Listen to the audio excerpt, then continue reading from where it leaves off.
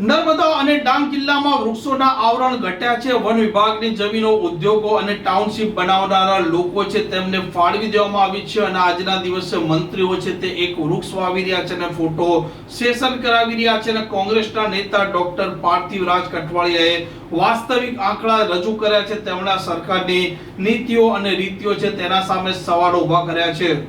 વૈષ્ણવજન તો તેને કહીએ જે પીડ પરાઈ જાનાને રે।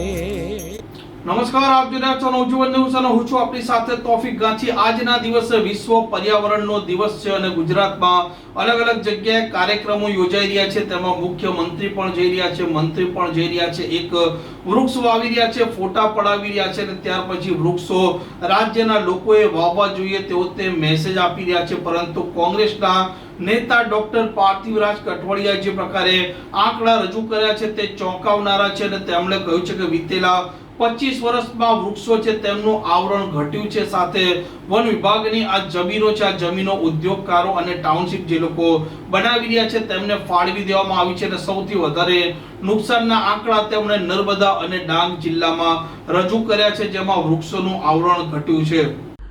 ગુજરાત રાજ્યમાં જ્યારે વન વિભાગની વાત થતી હોય અને 5 જૂન સમગ્ર વિશ્વમાં પર્યાવરણ દિવસ ઉજવાતો હોય ત્યારે દુઃખ સાથે કહેવું પડે કે ગુજરાત રાજ્યના વન વિભાગની 1313 હેક્ટર જેટલી જમીન એ અન્ય કામોમાં, વન સિવાયના કામોમાં ઉપયોગમાં લેવામાં આવી છે।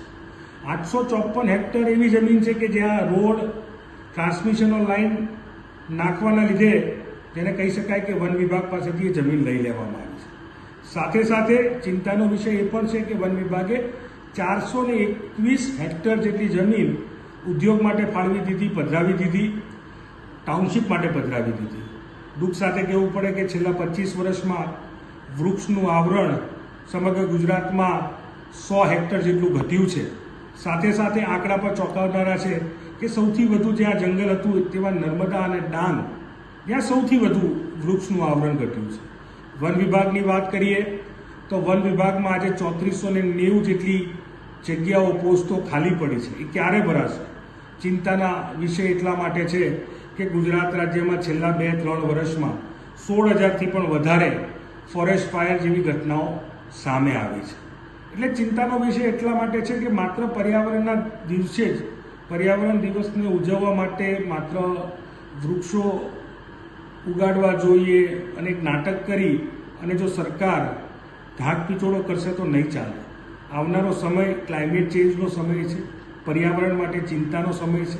અમારી માંગ છે કે તાત્કાલિક વન વિભાગની ખાલી જગ્યાઓ પણ ભરવામાં આવે અને જે રીતે જંગલની જમીનનો, વનની જમીનનો દુરુપયોગ થઈ રહ્યો છે, અલગ અલગ જગ્યાએ ડાયવર્ટ કરવામાં આવી છે, તેને રોકવામાં આવે।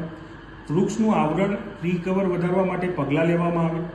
માત્ર કાગળ ઉપર નહીં પણ જમીન ઉપર પણ ઠોસ પગલાં લેવાય તેવી અમારી માંગ છે। આ પ્રકારના સમાચાર માટે નવજીવન ન્યૂઝ ચેનલ સાથે જોડાયેલા રહો। નમસ્કાર।